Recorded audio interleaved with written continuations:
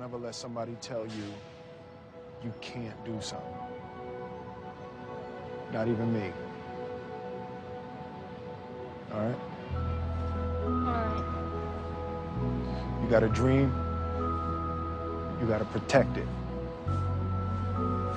People can't do something themselves. They want to tell you you can't do it.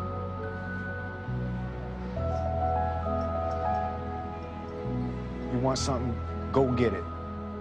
Period.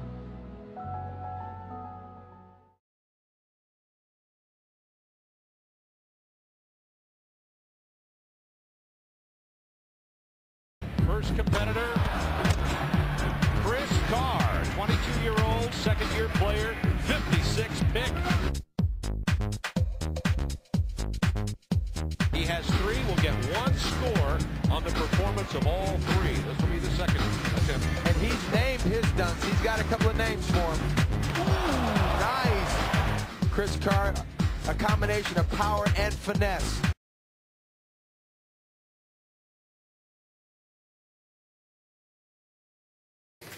Our mission here at 43 Hoops is to enhance people's lives through sport, trying to help kids reach their true potential in life through basketball. And I feel like that we do a really good job of that, not only teaching the aspects of basketball, but also being able to teach people how the things that you learn in basketball correlate to real life.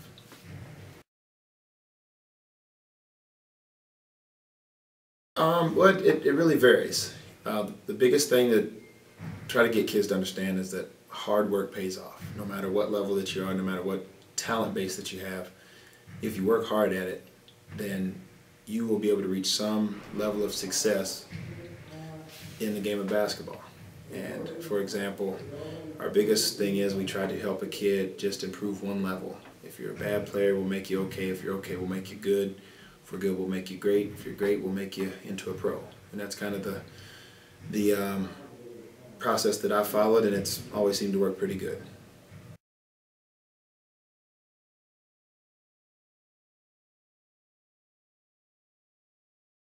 I think the first thing is teaching the parents to understand that they can let go, that it's not a situation that they have control over. I think that's really important in the process of a kid going through a tryout.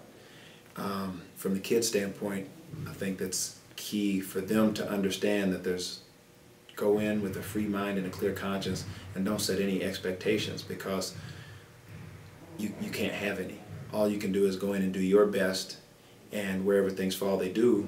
And it's our job to help you prepare for being the best, which comes through a strict regimen of hard work and being able to push not only the kid, but allowing the kid to push themselves to reach new levels in their game that will allow them to, hopefully, when tryouts come, be able to show or express those things in a tryout format, a tryout setting, that will allow them to have an advantage over another kid that has not been through that same preparation process.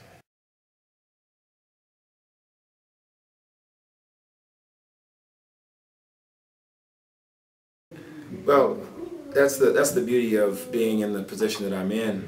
I get to be proud dad hundreds and hundreds and hundreds of times over. It's great to see a kid that you watch come in, and it's almost kind of the analogy of watching a boy grow to a man or a girl grow to a woman.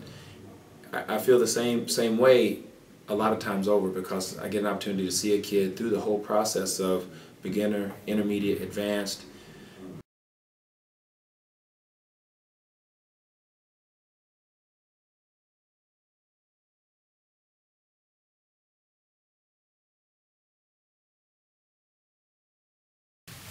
I think the biggest message that I try to deliver to my own children and my own household is, don't worry about everyone else. Just be the best that you can be, and work hard at whatever it is that you're doing, whether it's academics, whether it's athletics, whatever the case may be. Just work hard at being the best that you can be, and give everything else an opportunity to play itself out. And I know in today's society it's really easy to want to compare yourselves to the Jackson Jills and the Johnnies of the Joes of the world, and what they're getting versus what you're not getting. And you really can't live life that way. You really have to take the onus upon yourself to, I'm going to do whatever I can to be the best I can be, and just allow things to happen from there.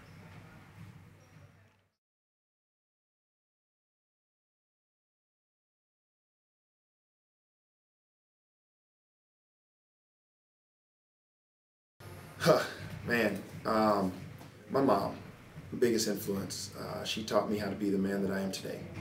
And, you know, probably the place where I learned how to work hard was by not so much her saying it, but by watching her provide for me and my brothers and sisters. And being able to take that from her gave me the motivation and the will to want to be successful. And,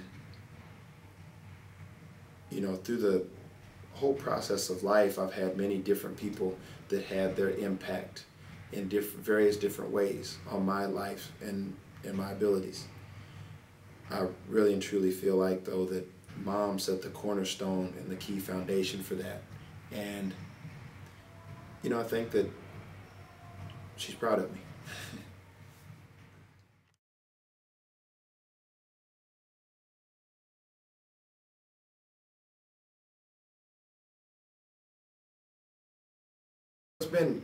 It's been great. Chris is a very hard worker. He's probably one of the hardest working guys that I've ever had the ability to work with. And, you know, people are just now getting an opportunity to really truly appreciate his work ethic and his growth as a basketball player. And I seen that in him back when he was a freshman in high school even.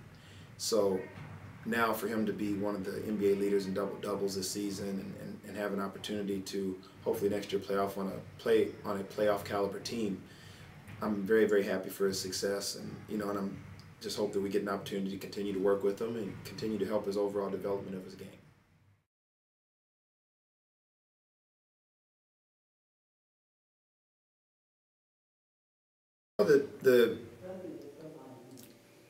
There's a real science behind teaching the game of basketball, and being able to break it down into smaller key components is really what builds the core blocks of knowledge. It helps you understand the game. Like, for example, being able to take a kid that's a beginner, putting him into drills where he has to do combo dribbling moves isn't going to be conducive to his success. So being able to take that beginner and teach him the building block aspect of how to break down a particular move, and then being able to allow them to go at their pace and their speed in terms of not only both the physical but the mental aspect of it. And that helps them really grasp onto what you're trying to teach.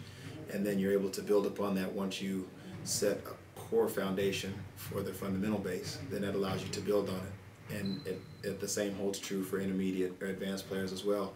Being able to break down the game into a science of learning and understanding, and being able to express that to them and have them not only be able to see the move and be able to execute the move, but be able to understand the why behind making that a particular move.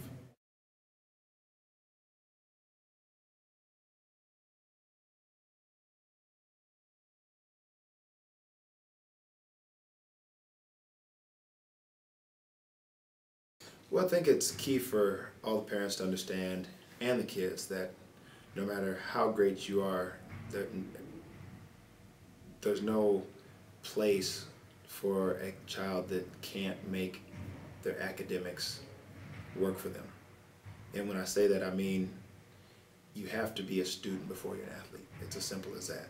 And for as much time as you put in being an athlete, if you don't work equally as hard at being a student, it's all went for naught. And my biggest thing now at this point in my life is I try to teach kids to understand valuing time and not wasting it.